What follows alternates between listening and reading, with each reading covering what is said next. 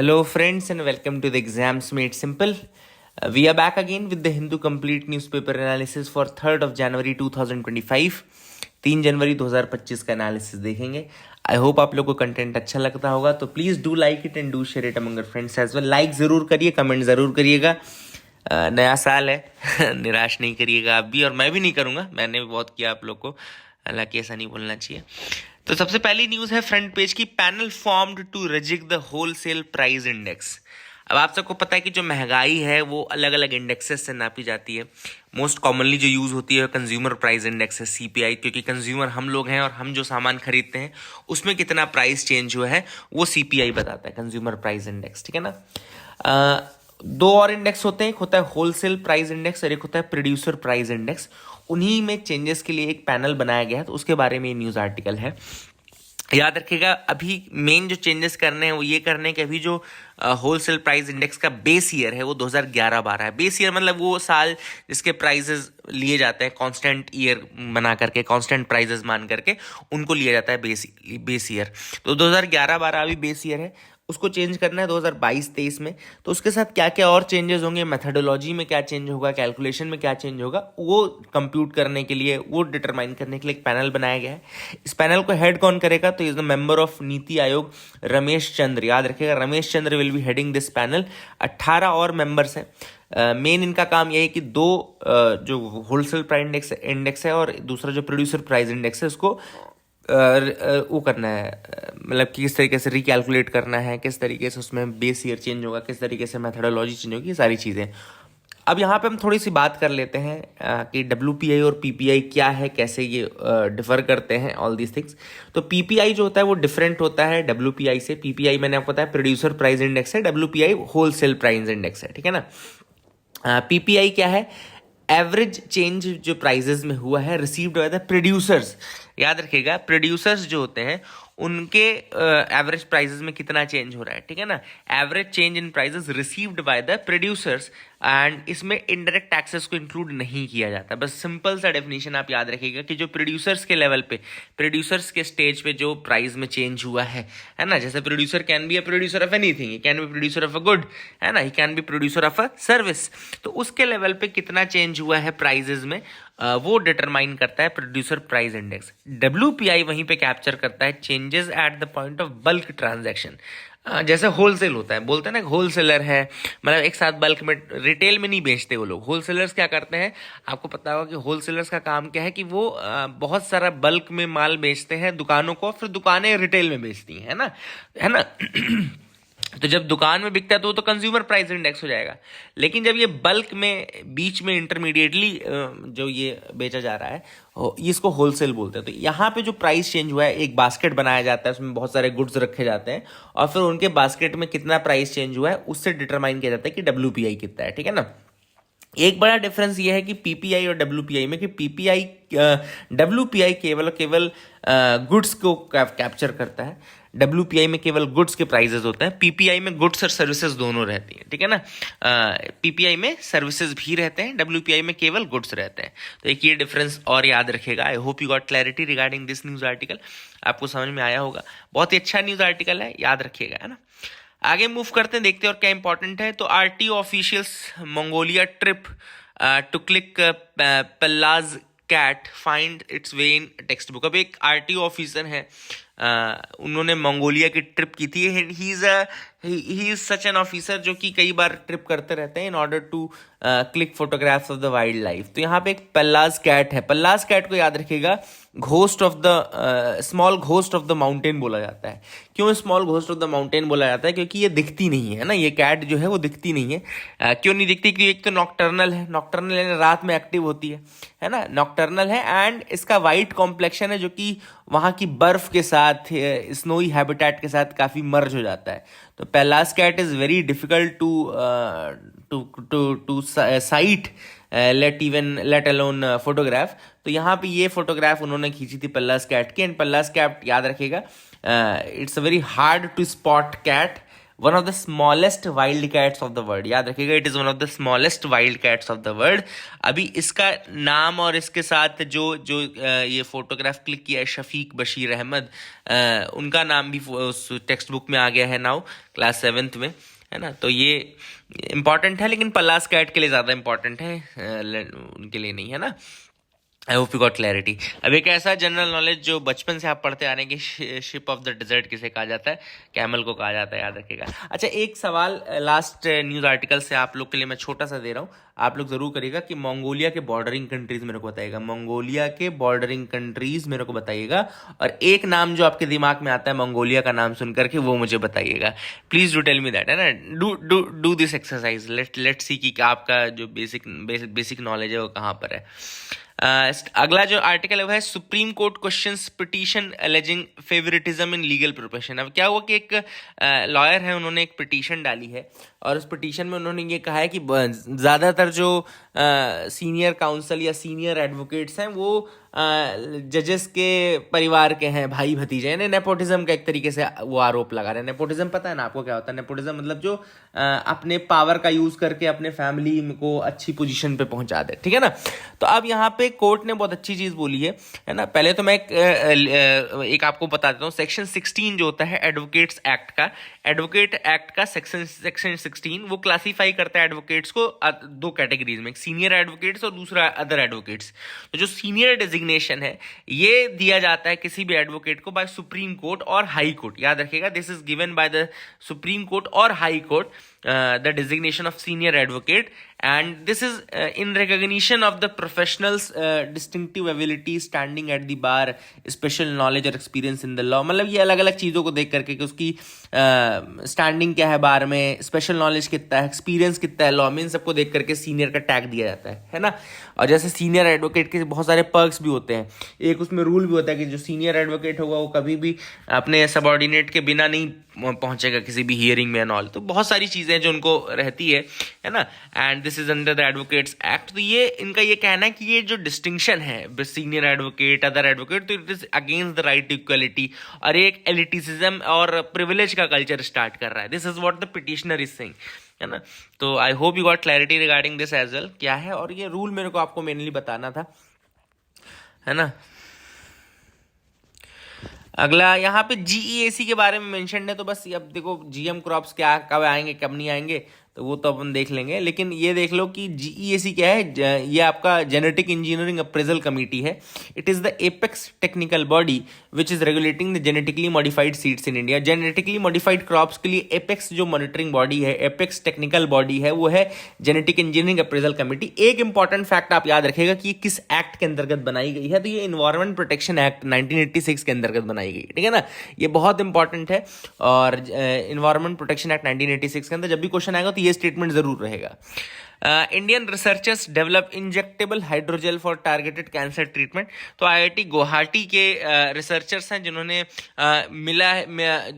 Bose institute Kolkata के साथ मिल करके एक डेवलप किया है एडवांस्ड इंजेक्टेबल हाइड्रोजेल। याद रखेगा, एक एडवांस्ड इंजेक्टेबल मतलब जिसको अंदर इंजेक्ट किया जा सके हाइड्रोजेल को, और this will be for localised cancer treatment, hydrogel localised cancer treatment, ठीक है ना। एंड ये हाइड्रोजेल जो है it acts as a stable reservoir for anti cancer drugs. And इसको इस हाइड्रोजेल में आप एंटी कैंसर ड्रग डाल करके आप वहाँ पे टारगेटेड जिस सेल को आपको टारगेट करना है, जिस एरिया को टारगेट करना है, वहाँ पे आप इसको छोड़ सकते हैं। This is good for hydrogel. कोई दवाई नहीं है, हाइड्रोजेल का यूज करके आप बेसिकली वहां पे आप लोकलाइज्ड ट्रीटमेंट प्रोवाइड कर सकते हैं, ठीक है ना। Hydrogels actually water based polymer network होते हैं which are capable of absorbing and retaining fluids, ठीक है ना। ये देख लीजिए, hydrogels are water based polymer networks which are capable of absorbing and retaining fluids. तो ये जो स्ट्रक्चर होता है इसके अंदर फ्लूइड्स रिटेन रहते हैं। तो हाइड्रोजेल के अंदर आप क्या कर सकते हैं, जो एंटी कैंसर ड्रग्स हैं एंड ऑल, उनको आप टारगेट तक पहुंचा सकते हैं, ठीक है। I hope you got clarity regarding that as well. यहाँ पे over the counter under the radar अब ये एक्चुअली पैरासीटामोल के बारे में है, बहुत इंपॉर्टेंट न्यूज़ आर्टिकल है, आप भी इसको याद रखिएगा। और कभी भी अपने बच्चों को या खुद को या कहीं पे भी ओवर एक्सेस में पैरासीटामोल नहीं देनी है ना। पैरासीटामोल आज हर घर में है और हर घर में दी जाती है और हर दिन दी जाती है ना। पैरासीटामोल याद रखिएगा, उसकी पैरासीटामोल पॉइजनिंग भी होती है और कई लोग इससे मर भी रहे हैं। अभी रिसेंटली लिवरपूल हॉस्पिटल है, वहाँ पे भी कई लोगों की जाने गई। अमेरिका में बहुत केस होते हैं पैरासीटामोल पॉइजनिंग के, ठीक है ना। तो ये आपको याद रखना है, पैरासीटामोल पॉइजनिंग जो है it is very very harmful. और ये अगर कब होती है, जब इसकी एक्सेस में मात्रा ले ली जाए ना। हालांकि पैरासीटामोल रिलीव करती है पेन को, क्योंकि ये ब्रेन के सेंट्रल नर्वस सिस्टम में काम करती है ना, और इनहिबिट कर देती है ये आपका ग्लैंडिन्स को, है ना, which are the chemicals that amplify pain, है ना। तो याद रखिएगा कैसे कम करती है, तो ये ब्रेन में सीधे एक्ट करती है और इनहिबिट करती है प्रोस्टाग्लैंडिन्स को। और ये प्रोस्टाग्लैंडिन्स केमिकल्स होते हैं जो कि एम्पलीफाई करते हैं पेन को। और पैरासीटामोल टारगेट करता है हाइपोथैलेमस, याद रखिएगा हाइपोथैलेमस को टारगेट करता है, the brains heat regulating centre for reduction, ठीक है ना। एक इंपॉर्टेंट है, ये भी आप याद रखिएगा। फीवर को कम करने के लिए हाइपोथैलेमस को टारगेट करता है। अब देखो इसका मैक्सिमम एक डोज है for an adult is up to 4 grams per day. For children जो है वो वेट पे होता ही है, इसीलिए आपने देखा होगा कभी बच्चों के लिए जब भी पैरासीटामोल डॉक्टर लिखता है तो वेट पूछता है कि भाई 10 किलो का है, 11 किलो का बेबी है, उसके हिसाब से ही वो पैरासीटामोल आपको देगा, ठीक है ना। एंड अगर आपने ओवरडोज ले लिया तो पैरासीटामोल एक टॉक्सिक बन जाता है ना, याद रखिएगा। चाहे आप टैबलेट के फॉर्म में ले रहे हैं, चाहे सिरप के फॉर्म में ले रहे हैं, ये स्मॉल इंटेस्टाइन में एब्जॉर्ब हो जाता है, ब्लड स्ट्रीम में मिल जाता है और उसके बाद ये एक सब्सटेंस बनाता है, टॉक्सिक सब्सटेंस बनाता है, N acetyl P benzoquinone imine, NaPQI, याद रखिएगा। नॉर्मली लिवर क्या करता है, इसको न्यूट्रलाइज कर देता है और रिमूव कर देता है, लेकिन कई बार जब ये ओवर एक्सेस में हो जाएगा तो फिर ये लिवर को भी खराब करेगा सबसे पहले, और जॉन्डिस हो जाएगा फिर उसके बाद और दूसरी चीज़ें बाकी के ऑर्गन फेलियर्स। तो याद रखिएगा NaPQI जो है, N acetyl P benzoquinone imine, ये एक टॉक्सिक है जो बन जाता है, ठीक है ना। हालांकि लीवर को इसको हटा देना चाहिए, बट जब बहुत ही ज़्यादा आप ले लेंगे तो ऑब्वियस सी बात है फिर ये कुछ नहीं हो पाएगा, है ना। Should voter ID be linked with Aadhaar to combat voter fraud. अब तो यहाँ पे हम थोड़ा सा देख लेते हैं इसके बारे में। Okay, so I think this is the thing. यहाँ पे सबसे पहले ये क्यों आया कि वोटर आईडी का यूज, आधार का यूज करना है for voter ID and all. तो यहाँ पे अभी बहुत एलिगेशंस आ रहे थे, आपने बीजेपी के ऊपर किए, बीजेपी ने आपके ऊपर किए, कांग्रेस ने एलिगेशन लगाए अलग से बीजेपी के ऊपर। तो यहाँ पे डिबेट ही चल रही कि क्या आप वोटर आईडी को लिंक कर सकते हैं आधार से या नहीं।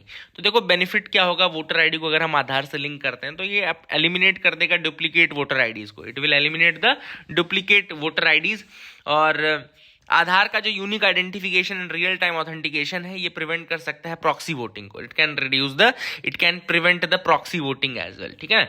Eliminates duplicate voter IDs and Aadhaar से UIDAI जो है it prevents the proxy voting also. लेकिन कुछ कंसर्न्स भी ऑब्वियस सी बात है, जैसे कि आधार जो है वो सिटीजनशिप का प्रूफ तो है नहीं, ऑब्वियस सी बात है, it's not a proof of citizenship, it's just a proof of residence, है ना, रहने का प्रूफ है। Then security and privacy concerns are also there. Privacy concerns कई लोग बोलते हैं कि कहीं ऐसा ना हो कि क्योंकि लेकिन हाँ, सिक्योरिटी एंड प्राइवेसी कंसर्न्स उठाए जरूर गए थे, लेकिन इनको हटा दिया गया। क्यों? क्योंकि उनका ये कहना है कि आधार जो है केवल बेसिक और नॉन सेंसिटिव इन्फॉर्मेशन ही शेयर करता है ना, और सेंसिटिव इन्फॉर्मेशन शेयर नहीं करते हैं आधार के माध्यम से। तो ये जो कंसर्न था इसको हटा दिया गया।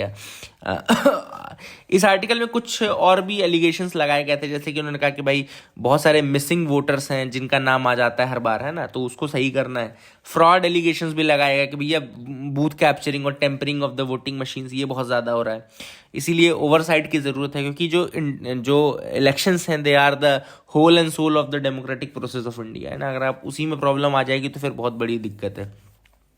तो ऑथर ने यही कहा है कि भैया देखो आधार को हम यूज़ तो कर सकते हैं, लेकिन it will be only a very, बहुत ज़्यादा परमानेंट ये सोल्यूशन नहीं है, बहुत सारे और रिफॉर्म्स हैं जो आपको करने पड़ेंगे, है ना।